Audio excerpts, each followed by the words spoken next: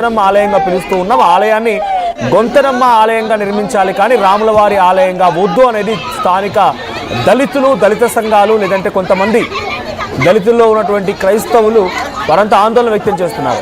So వివాదం కొనసాగుతోంది. So Rama కళ్యాణం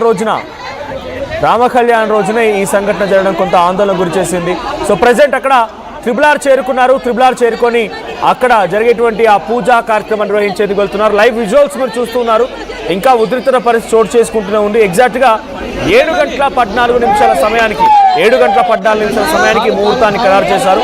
సో ఆ సమయానికి ఎగ్జాక్ట్గా అక్కడ RRR శంకుస్థాపన పనులు ప్రారంభించే అవకాశం ఉంది. మరి ఎంత మేరకు ముందుకెళ్తా చూడాలి. బట్ ఒకసారి అక్కడ హై టెన్షన్కి సంబంధించిన విజువల్ చూస్తున్నాం. సో ఎటు చూసినా ఆ పోలీసుల బందోబస్తు మధ్య 500 మంది పోలీసులంట 500 మంది పోలీసుల బందోబస్తు మధ్య అక్కడ ఆలయ శంకుస్థాపన కోసం RRR చేరుకున్నారు. సో అక్కడ శంకుస్థాపనని చేసేందుకు ప్రయత్నం చేస్తున్నారు. భారీ మొత్తంలో నిధులను కూడా సమీకరించుకునే ప్రయత్నం చేశారు. అందరి దగ్గర నుంచి చందాలను కూడా వసూలు చేశారు. పలు డిజిటల్ మాధ్యమాల్లో కూడా ఆయన ఈ రకమైన ఆలయ నిర్మాణం చేపట్టబోతున్నారు. సో కాబట్టి మీరంతా మీకు తగినట్టుగా సహాయం చేయండి అంటూ కూడా ఆయన వాళ్ళు సోషల్ మీడియా మాధ్యమాల ద్వారా రిక్వెస్ట్ చేశారు.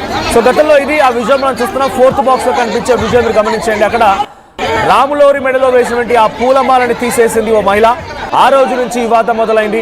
RRR ఆ రోజున ఆకువీడికి వెళ్ళిపోయి తన నియోజకవర్గ పరిధినటువంటి ఆకువీడికి వెళ్ళి అక్కడ రాములవారి పురాతన ఆలయం ఉంది. ఆలయానికి వెళ్ళి సందర్శించి మొక్కుకొని రామ కళ్యాణం రోజున అక్కడ శ్రీరామనవమి రోజున అదే రోజున అక్కడ ఆయన ఆ రాములవారి మెడలో పూలమాల వేసి వచ్చారు. ఆ పూలమాలని కొంతమంది స్థానిక దళితులు తొలగించడం, ఆ తర్వాత ఉద్రిక్తత పరిస్థితి దారితీయడం, అక్కడి నుంచి ప్రతిరోజు ఆకువీడిలో ఒక హైటెన్షన్ వాతావరణమే కొనసాగుతోంది. పలువురు నాయకులపై దాడి చేయడం, వాళ్ళు అంతా కూడా రక్తపు మడుగులో కొట్టుమిట్టాడడం. ఎందుకు ఈ మాట చెప్తున్నారంటే ఏకంగా మేకులు కొట్టారు, తల్లో మేకులు కొట్టారు, ఒంటికి మేకులు కొట్టారు, రాళ్లతో వాళ్ళపైన దాడి చేశారు. ఇవన్నీ జరుగుతూ వచ్చాయి. ఒక్కసారిగా ఈ హైటెన్షన్ వాతావరణం అంతా కూడా సీరియస్గా తీసుకున్న RRR ఎలాగైనా సరే ఎవరు అడ్డొచ్చినా సరే, ఎంతమంది అక్కడ అడ్డుగా ఉన్నా సరే నేను మాత్రం ఇక్కడ ఆలయ నిర్మాణాన్ని మాత్రం చేపట్టి తీరుతానని RRR దీక్ష పునర్ ఆ రకంగానే ముందుకు వెళ్ళారు. అయితే మొన్న ఈ మధ్య కొంతమంది ఇక్కడ గొంతెనమ్మ ఆలయం అనేది ఉండేది, ఆ ఆలయాన్ని నిర్మించకుండా ఇక్కడ RRR రామాలయం అంటూ ఉన్నారు. ఇది మా మనోభావాలకి లేకపోతే మా భక్తి శ్రద్ధలకి ఆటంకం అన్నట్టుగా పలువురు కోర్టుకు వెళ్ళారు. సో కోర్టుకు వెళ్ళిన తర్వాత కోర్టు ఏం చెప్పిందంటే ఒక రకంగా RRRకి షాక్ ఇచ్చిందని చెప్పాలి. కోర్టు ఏం చెప్పింది, సింగిల్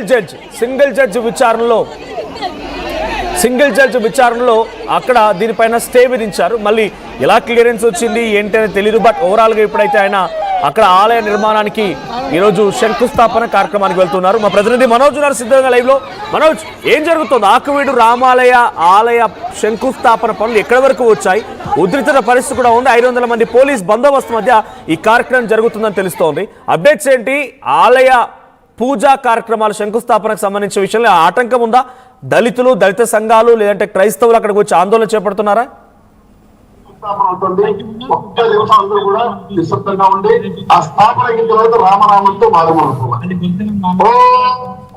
స్థానిక దళితులతో పాటు దళిత సంఘాలు కూడా ఆరోపిస్తున్న పరిస్థితి నెలకొంది. ప్రస్తుతానికి రఘురామకృష్ణరాజు చెప్పిన దాని ప్రకారం 1930 నుంచి కూడా ఇక్కడ ఈ ఆలయం ఉందంటూ ఈ పునర్నిర్మాణం చేయాలంటూ కూడా తలపెట్టారు. ప్రస్తుతం రఘురామకృష్ణరాజు తలపెట్టిన ఈ కార్యక్రమానికి అయితే భారీగా స్పందన రావడంతో పాటు ఇది కాస్త కేసు హైకోర్టులో కూడా వేయడంతో హైకోర్టు కూడా రామాలయ నిర్మాణానికి సంబంధించి శంకుస్థాపనకు ఆటంకాలు లేవని చెప్పడంతో ఈ రోజు ఉదయం 7:14 ప్రస్తుతం అక్కడ మనం కార్యక్రమం కూడా వీక్షించే ప్రయత్నం చేద్దాం.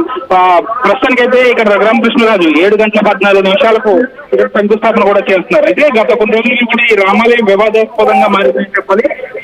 ఇక్కడ దళితులు ముఖ్యంగా తీవ్రస్థాయిలో వ్యతిరేకించారు. అయినప్పటికీ కూడా ప్రస్తుతం ఇక్కడ భారీగా దాదాపు 500 మంది పోలీసులు, అంటే కృష్ణతో పాటు ఎన్టీఆర్ జిల్లా, పశ్చిమ గోదావరి జిల్లా, తూర్పు గోదావరి జిల్లా, మొత్తం 4 జిల్లాల నుంచి భారీగా పోలీసులు కూడా వచ్చారు. పోలీసుల ఆధీనంలో మొత్తం ఆకివీడు పెదపేట ఉందని చెప్పారు. ప్రస్తుతానికి అయితే పెదపేటకు సంబంధించిన వారెవరు కూడా బయటికి రాని పరిస్థితి కూడా నెలకొంది. ప్రస్తుతం మనం చూడొచ్చు విజువల్స్ లో రఘురామకృష్ణరాజు స్వయంగా అక్కడ శంకుస్థాపనకు సంబంధించి పూజ కూడా చేస్తున్నారు. అంతేకాకుండా కైకలూరు ఎమ్మెల్యే కామినేని శ్రీనివాస్ మరియు కాంగ్రెస్ మాజీ ఎంపీ కనుమూరి బాబురాజు కూడా ఇక్కడికి వచ్చారని చెప్పారు. అయితే గత కొన్ని రోజులుగా ఈ వివాదం నడుస్తున్నప్పటికీ కూడా ప్రస్తుతం ఇది కాస్త రఘురామకృష్ణరాజు పాజిటివ్ గా కోర్టు చెప్పడంతో ప్రస్తుతం ఇక్కడ పూజ కార్యక్రమాలు అయితే కొనసాగుతున్నాయి. దాదాపు కృష్ణ శిలలతో దాదాపు 1 కోట్ల రూపాయల వ్యయంతో ఈ నిర్మాణం చేపడుతున్నారు. ప్రస్తుతానికైతే అనుకున్న దాని ప్రకారమే భారీగా విరాళాలు కూడా వచ్చిన పరిస్థితి నెలకొంది. పెద్ద ఎత్తున ఇక్కడికి రామాలయ నిర్మాణానికి శంకుస్థాపనకు గత 2 రోజుల నుంచి కూడా పెద్ద ఎత్తున జన సమీకరణ కూడా చేశారు.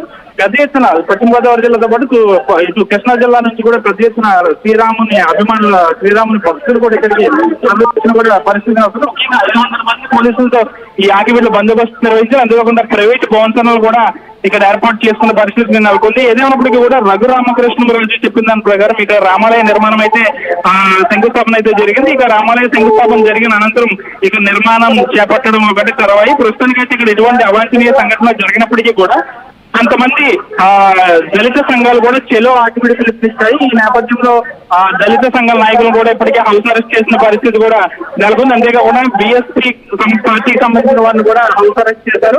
ప్రస్తుతానికైతే ఈ ప్రాంతానికి ఎవరిని కూడా దళిత సంఘాల నాయకులను ఎవరిని కూడా రానివ్వకపోయినప్పటికీ కూడా ప్రస్తుతం ఇక్కడ హిందూ సంఘాల ఆధ్వర్యంలో పెద్ద ఎత్తున ఈ కార్యక్రమానికి అయితే ఇక్కడ ముహూర్తం అయితే అయ్యింది. కాబట్టి ప్రస్తుతం మన విజువల్ కార్యక్రమం డిప్యూటీ స్పీకర్ రఘురామకృష్ణరాజు కుటుంబ సభ్యులతో పాటు స్థానిక నాయకులు కూడా